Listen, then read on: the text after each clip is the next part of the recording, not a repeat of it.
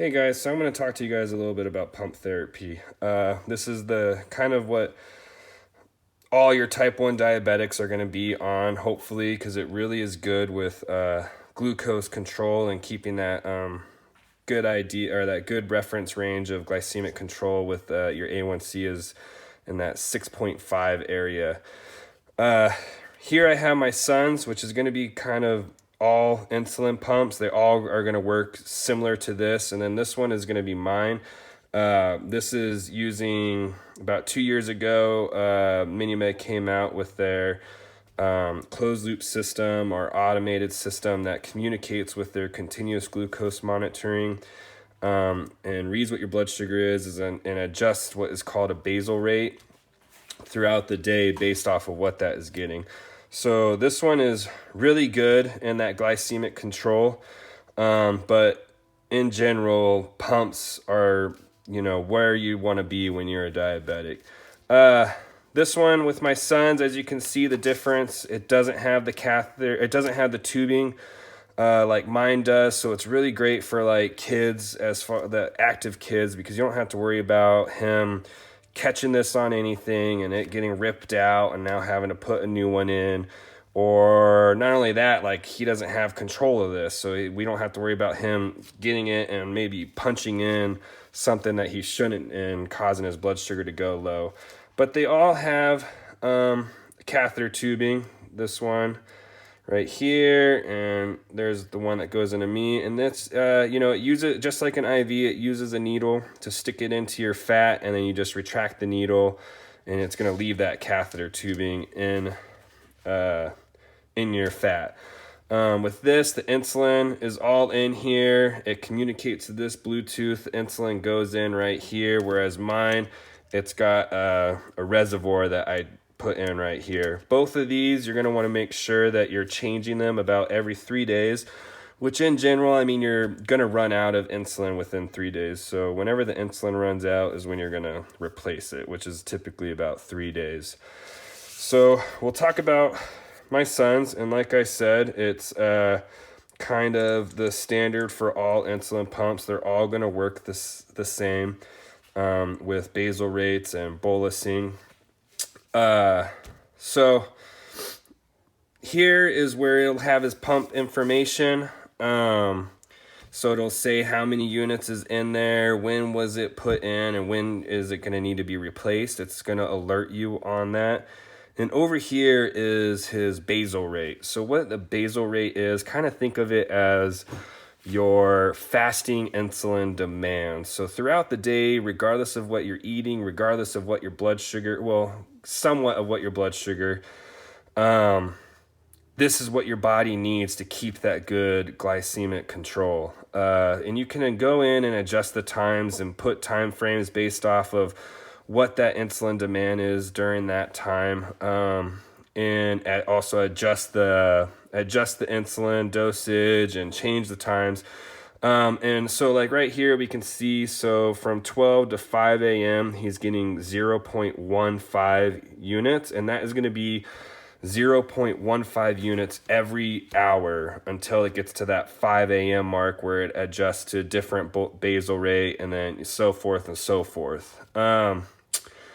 And then over here is the insulin on board. So as we know, Humalog, which is kind of what you use for pump therapy, has a duration of 2 to 4 hours. So you can adjust that. Some people it might be in their system for that 2 hours. Some it might be in for that 4 hours. Some might be 3, 2, so forth and so forth. You can adjust that sensitivity level, and it's going to take into account what the insulin that is still in your system working on keeping that blood sugar down. So at 12:30 today, I gave him a correction for what his blood sugar. It wasn't that. It was about 210, and it calculated out based off of the correction ratio that he needed 0.45 units of insulin. So and about an hour later, it's still figuring out that he's got 0.3 units in his system flowing. So if it's really nice in the fact that you can't really over correct for those blood sugars and run the risk of causing him to drop. So if I were to put in that his blood sugar now, let's say it was 275, add that to the calculator, it's stating that he needs 0.45 units to correct for that. But as I explained earlier, when his blood sugar was 210, that was the correction that it was stating that it needed. But because he's got 0.3 units on board, it subtracted that from the total of what he actually should have been getting for a correction if we hadn't already corrected for his blood sugar. So it's going to get rid of that possibility of overcorrecting and causing the crashes and low blood sugars. But this is the bolus menu. So again, you would put your blood sugar in here. It's going to do the math and calculate based off of what the correction ratio is and figure out how much insulin you need. And pumps are really nice. People who are on Lantus kind of use the same idea as far as carb counting and correction ratios, but they're only able to give insulin in half units because the insulin pens or insulin syringes only go down to half units. Whereas this one, it's going to give him corrections and coverages all the way down to 0.05 units. So it's more precise in insulin administration. But so this is the bolus menu. So if he were to go and eat, let's say he loves applesauce. So if I were to go up to this, enter the carbs, and read the carbs on the applesauce, which is about 20 grams of carbs, it's done the math based off of what his carb ratio is, and it's suggesting that he needs 0.8 units of insulin. And with the blood sugar, if that's what his blood sugar was, and for the correction, it's going to add those together, coming out to 1.25. So if you were to add those together, that's what it is. And that's how much insulin he's needing to cover for that food that he's going to eat and correct to bring that blood sugar back down to that 120 range. And with carb counting and things like that, so it's basically 0.8 units is what he needs to keep that good blood sugar of 120. And so I would hit confirm. It's going to, again, verify carbs, 20 grams, blood sugar, 275. That's how much it came out to be. You would hit start and it would deliver it for him.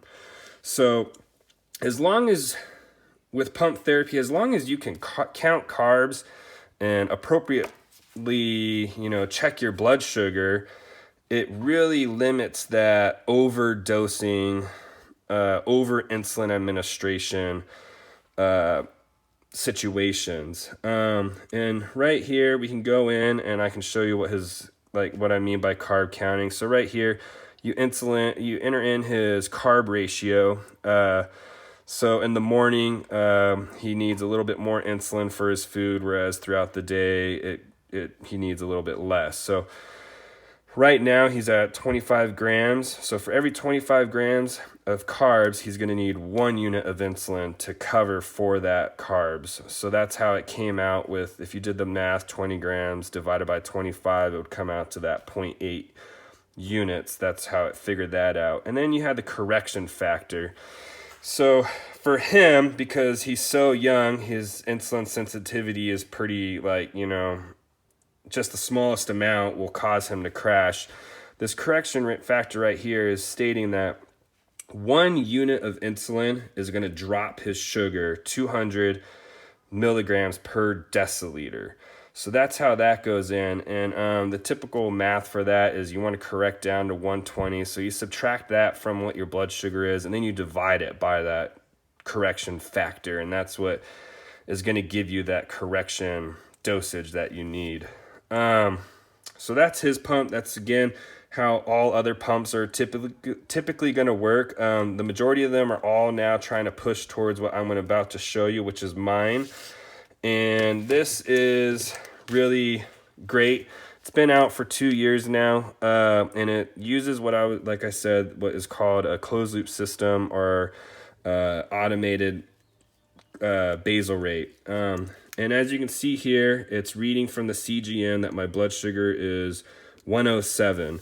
That little target area just states that I'm in that auto mode. Whereas if I wasn't, the screen would just look a little different, and it'd be working just like my son's with the basal rates and time areas and all that. So it's getting a reading from that CGM every 5 minutes on what my blood sugar is. Now this may be exactly what my blood sugar is, or it may be 30 points higher or 30 points lower, but it's really good in range, close to it. And I just have to make sure that I calibrate that every 12 hours, just so it can make sure that it's getting appropriate readings and that it's not getting false readings. If I were to go right here, so this is kind of where you can see in a sense of the basal rate up here. This is the trend of my blood sugars, which, I mean, I don't think you can see it, but it's a little different in color right here, which is the reference range that you want to stay in. So I've been pretty much staying in that reference range, and I can change the times and move up. As you can see, it goes up to 6, 8, or 6, 10, 12, 24 hours. I've been pretty good at staying in that range. These little dots up here are the basal, is what the basal rate is, but they call it, when you're in the auto mode, micro bolusing. So if I scroll down, and if I were to go all the way to that first dot over here, so when my blood sugar at 12:43 p.m. was 135, it is suggesting it gave me 0.025 units to help correct for that. And that is going to continuously keep changing. You see over here at 12:33, when it got my blood sugar at 143, it decided that I needed 0.05 units. So it's constantly changing and adjusting to what your blood sugar is. So like I said, this is really good because, you know, some days you're more active than others. Some days, you know, you might be getting sick, or you might be very stressed out, which all those are going to cause fluctuations in your blood sugar. And this is going to adjust to that. So whereas you have the fixed basal rate, where on those days where you're more active, you might be fighting more lows. On those days that you're sick, you're going to be having more highs. Whereas this is going to start giving more insulin on those days where you're having highs, or giving less insulin on the days that you're having lows. So it's really nice in that. And it's going to adjust those micro boluses. So if my sugar is trending up, it's going to start giving more of those micro boluses. If it's trending down, or if it goes low, it's going to give less, all the way to not giving anything at all. And with both of these, the main thing that you want to make sure you do as far as keeping good glucose control is just bolusing for your foods 15 minutes before, because as we know, that onset of insulin for Humalog is about 15 to 20 minutes. So you want to make sure you do that with things that you're eating. And just like my son's, I can go in here, I can give a bolus. I would enter in my blood sugar, enter in the carbs that I'm going to eat, and hit next. Right here is the active insulin, which is the same as my son's, where it's the insulin on board. So that's calculating at how much insulin that I already have in my system, which it'll subtract that if there's any correction needed. It's not going to correct if the correction calculates out to anything less than what the active insulin is, it's not going to correct at all. If I'm needing more insulin than what that active insulin is, then it's going to give just what I need beyond that active insulin. So that's pump therapy. Again, it's really what every diabetic should get to. I hope you guys learned something from this, and hopefully, you know, in the future, when you guys get that diabetic who is on a pump, you can have a good idea about what they do on a daily basis and how they manage it, and know and take into account their knowledge on their disease, and let them do what they need to do with their pump. Thank you for taking the time to look at this, and hopefully you learned something.